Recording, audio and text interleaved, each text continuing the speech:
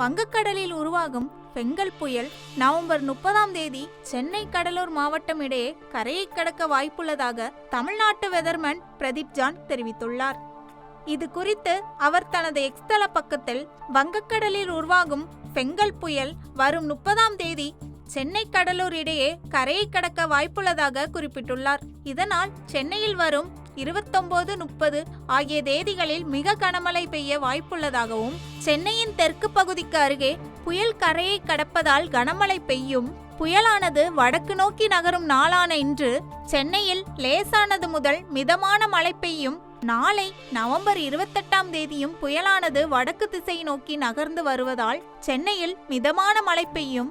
அதுபோல் 29ஆம் தேதியன்று மேற்கு திசை நோக்கி புயல் நகர்ந்து வருவதால் சென்னையில் கனமழை பெய்ய வாய்ப்புள்ளது.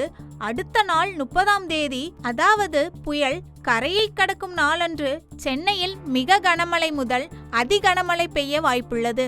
புயல் கரையை கடந்தாலும் அதன் தாக்கம் காரணமாக சென்னையில் டிசம்பர் 1, 2 ஆகிய தேதிகளிலும் மிதமான மழை பெய்ய வாய்ப்புள்ளது. அதுபோல் புயல் கரையை கடந்த பின் ராணிப்பேட்டை, வேலூர், திருவண்ணாமலை, திருப்பத்தூர், கிருஷ்ணகிரி ஆகிய மாவட்டங்களிலும் கொங்கு மாவட்டங்களிலும் மழை பெய்ய வாய்ப்புள்ளதாக வெதர்மேன் பிரதீப் ஜான் தனது எக்ஸ் தள பக்கத்தில் தெரிவித்துள்ளார். செய்திகளை உடனுக்குடன் தெரிந்து கொள்ள உடனே சப்ஸ்கிரைப் பண்ணுங்க.